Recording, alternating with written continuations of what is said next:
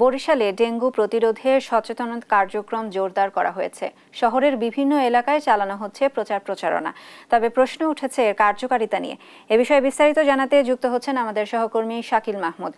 শাকিল, সচেতনতা কার্যক্রম কিভাবে পরিচালিত হচ্ছে এবং সাধারণ মানুষ এর প্রতি কতটা সাড়া দিচ্ছে আমাদের জানাবেন।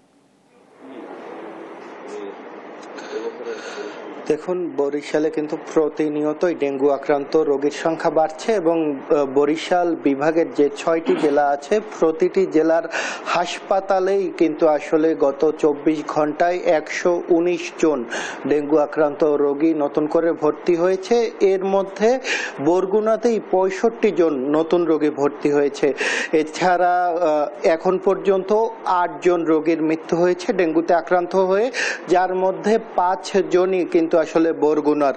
এই অবস্থায় আসলে সবাই একটি আতঙ্কে দিন পার করছে। আমরা এই ডেঙ্গু প্রতিরোধে আসলে কি ব্যবস্থা নিচ্ছে এ বিষয়ে একটু বিস্তারিত জানবো বরিশাল সিটি কর্পোরেশনের স্বাস্থ্য কর্মকর্তা ডাক্তার খন্দকার মঞ্জুরুল ইসলাম শুভ্রর কাছে।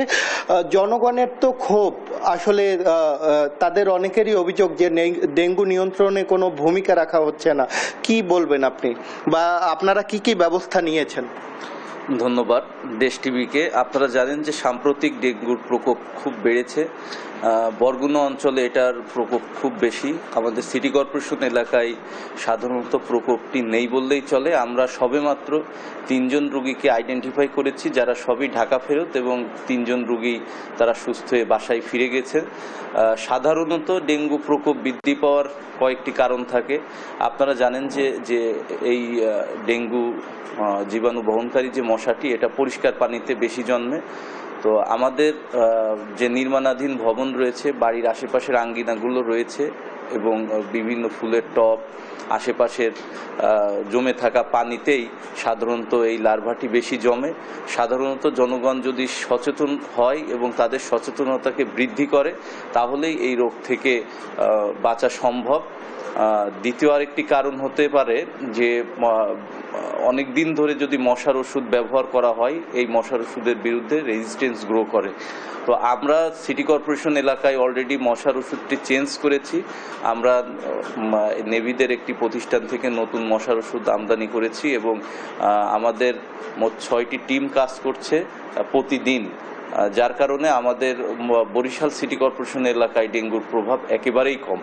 আচ্ছা, 387 জন রোগী কিন্তু হাসপাতালে ভর্তি হয়ে চিকিৎসা নিচ্ছে এই মুহূর্তে। আপনার কাছ থেকে জানতেই চাচ্ছি যে আগে আমরা দেখতাম যে শুধু বর্ষাকালে ডেঙ্গুর প্রকোপটা বৃদ্ধি পায়, এখন তো 12 মাসই আসলে ডেঙ্গু রোগী আমরা দেখছি।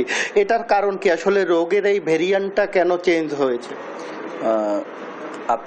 আমি প্রথমেই বললাম যে সবচেয়ে মূল কারণ সচেতনতার অভাব।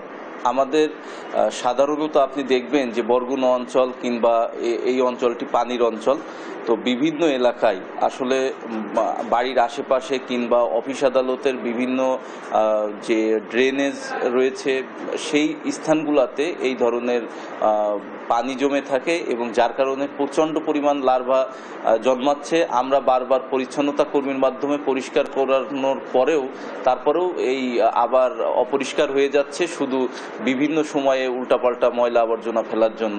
আপনাকে ধন্যবাদ। আমরা শুনছিলাম বরিশাল সিটি কর্পোরেশনের স্বাস্থ্য কর্মকর্তার কথা।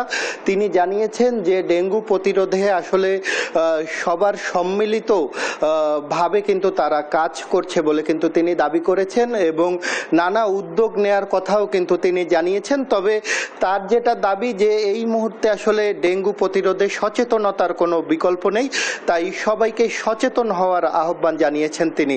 তো বরিশাল থেকে এতটুকুই ছিল আমার কাছে থাকা সব শেষ। ধন্যবাদ শাকিল আপনাকে। বরিশাল থেকে ডেঙ্গু পরিস্থিতি নিয়ে জানাচ্ছিলেন আমাদের সহকর্মী শাকিল মাহমুদ।